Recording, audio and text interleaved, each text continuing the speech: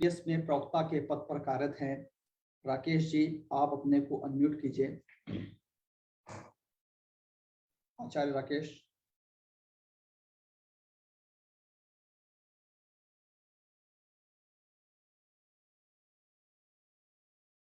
मेरी आवाज जा रही है अब तक? अपने को अनम्यूट कीजिए। अच्छा, मेरी आवाज सुनाई पड़ रही है? बिल्कुल। आज के कार्यक्रम के मुख्य अतिथि और सभी आगंतुकों को प्रणाम करते हुए और औपचारिकताओं को एक तरफ किनारे करते हुए मैं सीधे मूल विषय पे आता हूं। और उसके पहले एक तथ्य स्वीकार करना चाहता हूं कि यहाँ पर कविताओं को सुन सुन के मैं बड़ा हुआ हूँ।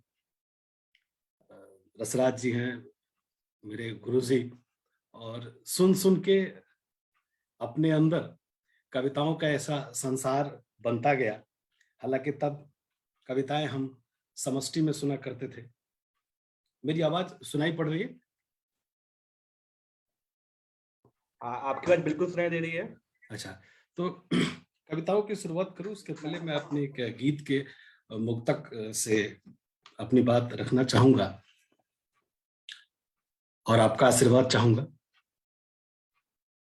कि जो बात तुमसे कह न सका, जो बात तुमसे कह न सका, वो बात बताने आया हूँ। उलझे जीवन के तारों को मैं फिर सुलझाने आया हूँ। जो बात तुमसे कह न सका, वो बात बताने आया हूँ। जीवन में कई बार ऐसा होता है, मैंने उसको कोशिश किया है शब्दों में बांध सकूं, भूल चूक जो हो माफ करिएगा, कि कुछ तुम बोलो कुछ मैं बोलूं। बात करने से बात खत्म हो जाती है। कुछ तुम बोलो कुछ मैं बोलूं, कुछ तुम भूलो कुछ मैं भूलूं। मैं उसी लिफाफे के भीतर, इन पंक्तियों से आपका ध्यान आकर्षित करना चाहूंगा उस मीठी छात्र जीवन के बारे में, कि मैं उसी लिफाफे के भीतर खत का मजमून बन आया हूँ। जो बात तुमसे कह न सका।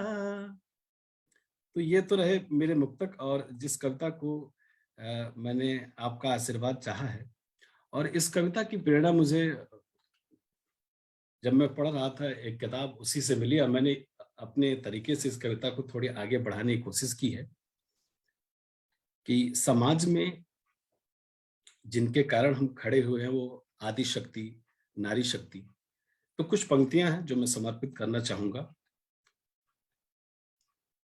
कि उलझती सुलझती तरानों में, उलझती सुलझती तरानों में झूमती नाचती इठलाती इतराती विरह विछोह या मिलन के गानों में, कब सब कुछ समर्पित किया देव सा अर्पण दिया, कब सब कुछ समर्पित किया देव सा अर्पण दिया, पितृ सा तर्पण किया सुख दुख के अंतहीन जालों में।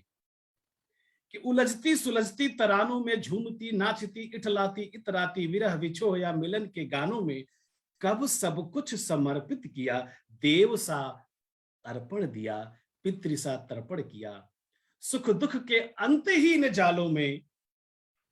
और आगे की पंक्तियों में आपका आशीर्वाद चाहूंगा कि धानी की गुड़िया या गर्दन सुराही, धानी की गुड़िया या गर्दन सुराही, बाबा की लोरी या धनिया दुलारी। धानी की गुड़िया या गर्दन सुराही, बाबा की लोरी या धनिया दुलारी, दुबक के सुबक के कभी ना रहेगी, इन पंक्तियों के माध्यम से मैं आज के नारी की तस्वीर अपने तरीके से पेश करना चाहूंगा और आपका आशीर्वाद कि दुबक्के सुबक्के कभी ना रहेगी रसोई या चूल्हा या हो तख्तोताज, चमकती दमकती फर्श से अर्श तक शिखर चुमती ये धनिया दुलारी। कि दुबक्के सुबक्के कभी ना रहेगी रसोई क्या चूल्हा हो या तख्तोताज, चमकती दमकती फर्श से अर्श तक शिखर चुमती ये धनिया दुलारी। और साथ साथ चमकते जगत में मगर ध्यान रखना।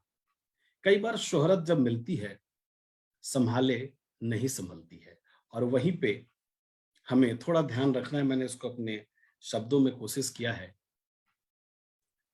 कि चमकते जगत में मगर ध्यान रखना, गुजरते शहर का भी एहतराम करना, क्योंकि भरोसे तुम्हारे सकल विश्व है, भरोसे तुम्हारे सकल विश्व है। और अगर धूप रिश्तों की हो जाए तीखी तो माथे पे आंचल की छाव रखना, तो माथे पे आंचल की छाव रखना। और बिरछ भी बदलता है शाम ढलते, अद्भुत जीवन है। पेड़ पौधे भी शाम को ऑक्सीजन के बजाय कार्बन डाइऑक्साइड देने लगते हैं, पर यहां पे बिल्कुल उल्टा है कि बिरछ भी बदलता है शाम ढलते, तू चंदा सी होठों पे मुस्कान रखना। अगर धूप रिश्तों की हो जाए तीखी तो माथे पे आंचल की छाव रखना। बिरछ भी बदलता है शाम ढलते, तू चंदा सी होठों पे मुस्कान रखना। संसार सागर की पतवार हो तुम, संसार सागर की पतवार हो तुम, उफनती नदी बीच एक नाव हो तुम। किशन की यशोदा या झांसी की रानी, किशन की यशोदा या झांसी की रानी, दुखों के भंवर की खेवनहार हो तुम। यही आरजू है, यही प्रार्थना है, निखिल विश्व की फिर से बुनियाद रखना, निखिल विश्व की फिर से बुनियाद रखना। और एक बार फिर संपूर्ण आयोजक मंडली, मुख्य अतिथि, गुरुजन और अपने सभी प्यारे मित्रों का हार्दिक अभिनंदन करते हुए, क्योंकि मैं आज यहाँ पे सुनने के लिए आमंत्रित हुआ था, सुनाने के लिए नहीं। तो बहुत बहुत धन्यवाद आप सबका। और यहीं पे मैं अपनी वाणी को विराम देना चाहूंगा, क्योंकि गुरुजी हैं और सामने बहुत सारे लोग हैं जिनको हम सुनना चाहेंगे। धन्यवाद। धन्यवाद राकेश जी। और कुछ बातें जरूर आपकी कविता को सुनने के बाद मैं कहूँगा कि हमने पढ़ा है और सुना भी है कि अंदाज ही है वो जो कविता को बनाती है। और बहुत ही बेहद खूबसूरत प्रस्तुति आपने दी। जाड़ों में जो धूप का महत्व होता है, जब धूप शरीर पे पड़ती है तो अच्छा लगता है। आपकी कविताओं को सुनने के बाद भी हमें वैसा ही लगा। बहुत बहुत धन्यवाद सर।